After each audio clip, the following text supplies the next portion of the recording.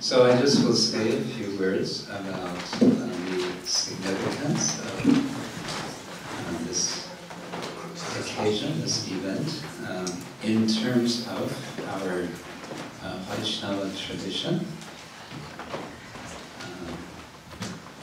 and perhaps more generally also, in some sense, wedding, marriage is similar all over the world, with some details different in different parts of the world.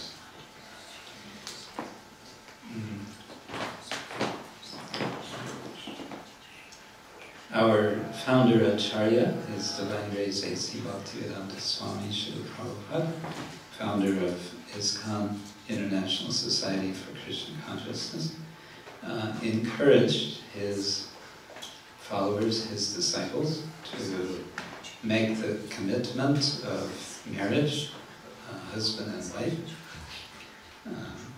In those days, in the late 60s, early 70s, there was a lot of practice of what you call here in Slovenia. You mentioned to me. Kuruza. Yeah. Under the corn or something. Yeah. And Prabhupada didn't approve of that. He said, no, there should be proper formal commitment of marriage. The word commitment comes up a lot in this context. Certainly it is one of the biggest commitments one makes in this life. Husband makes commitment to wife, wife makes commitment to husband, and so there is a mutual spirit of cooperation under what has to be called something like contract. There's a mutual agreement, isn't it? An agreement that the husband will protect the wife and support her in all circumstances, and an agreement from the wife that she will support and serve the husband. Now this sounds a little bit asymmetrical, and if we have any feminists in the house, we can discuss later.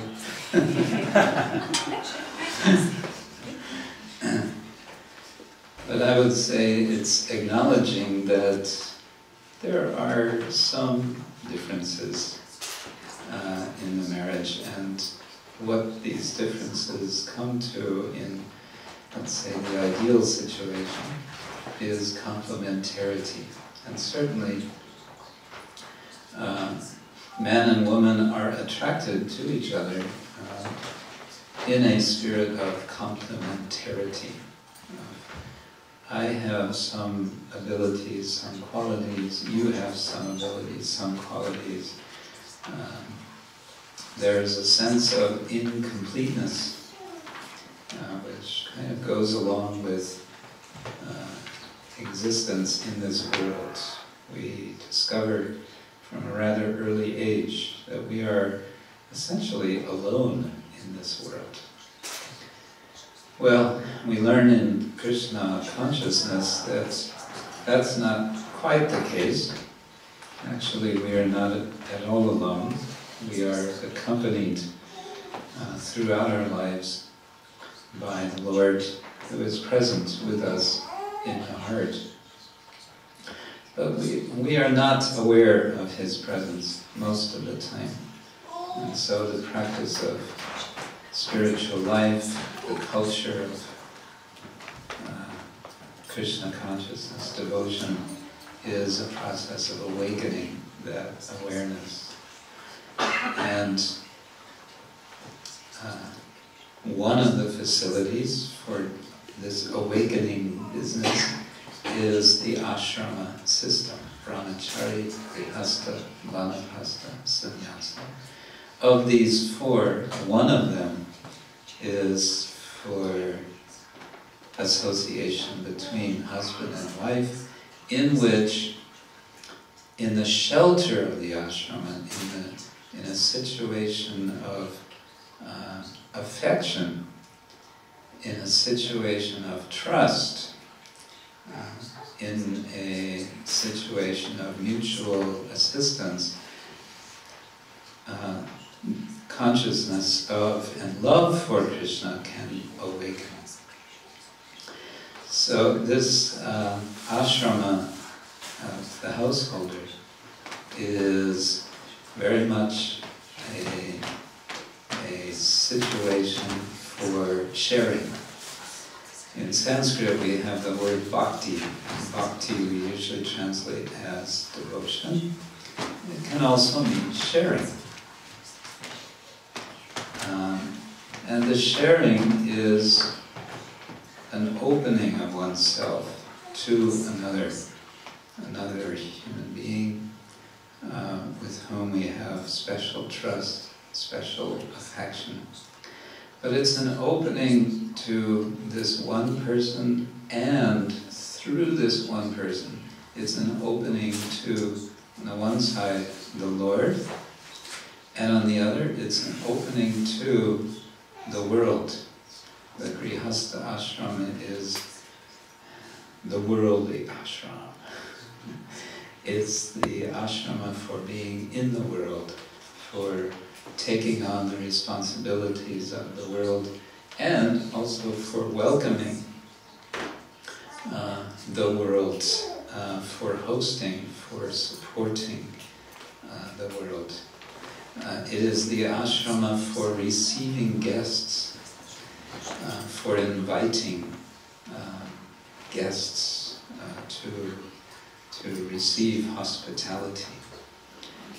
It's the ashrama for sponsoring festivals, Vaishnava festivals, so that people can come together and enjoy the happiness of being together and celebrating Krishna's mercy. So all of this becomes facilitated by the Grihastha ashrama.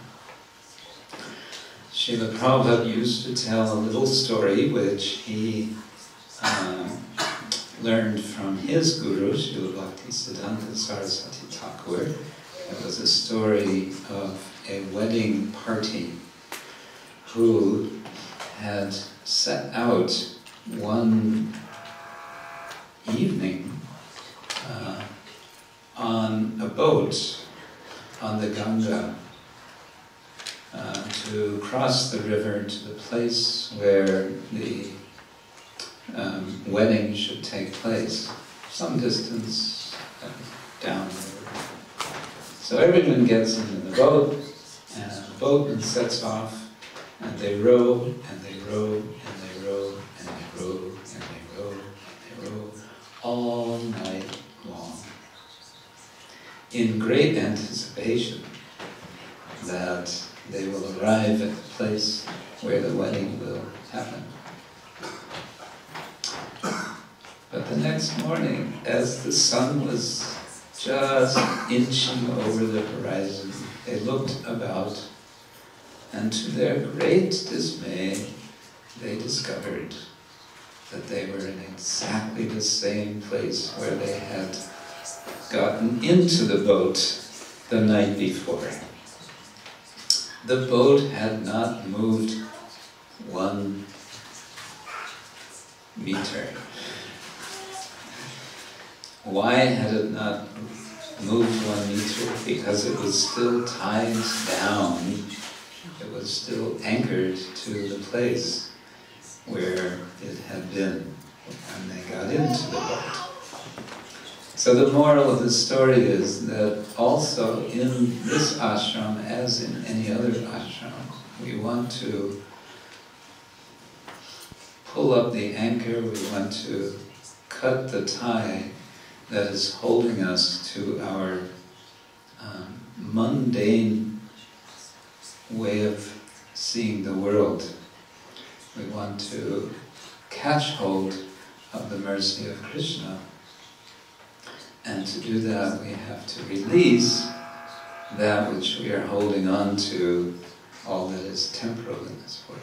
Well, Grihastha ashram is a facility for that as well, if it is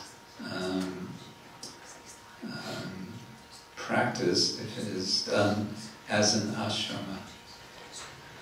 If there is a nice spirit of mutual trust and affection, if there is a spirit of making an ongoing effort to cultivate the relationship, then it can be very nice and very helpful in this process of crossing the river of material existence, crossing the ocean of material existence.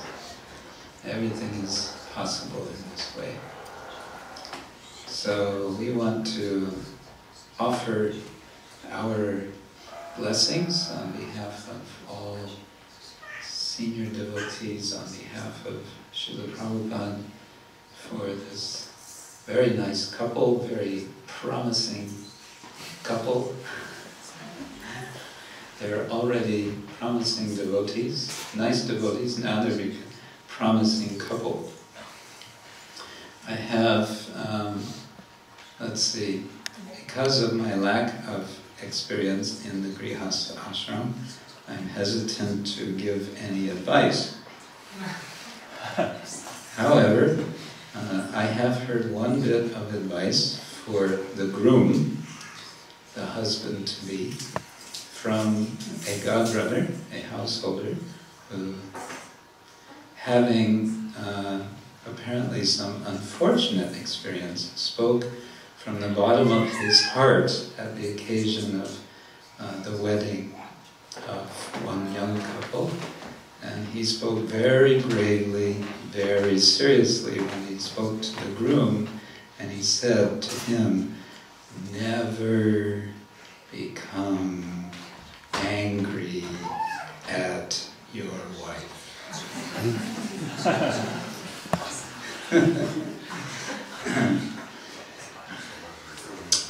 As I said, I have no experience, so I'm only quoting, but it sounded like good advice. Nodding head from some of the grihasthas. And of course, for the wife, in this case, Aleksandra, I have even less advice because I have even less understanding of the position of a wife, except perhaps to say from observing my mother. And here I would say that my observation is with respect to where I feel that she was not so successful, and that is communicating her feelings. My mother was a very quiet woman and really very saintly in many ways for that. But I think sometimes she should have spoken up more and said what she thought. So, but what that means more broadly is, of course, the real art of a successful marriage, I think, is in communication, in which each are making the effort to listen to the other. There will be differences. However nice it all seems in the beginning, with everything, we all agree on everything, oh, how sweet it is. After some time, there will be differences.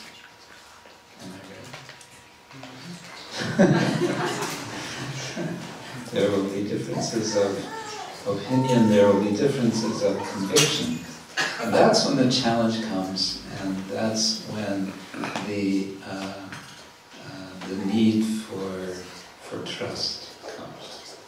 And that trust has to be has to be cultivated. So yeah, we wish all the best. We don't want to delay this formal acknowledgement of this commitment in which all the Lord and all his associates and his associates will be coming in order to give their blessings.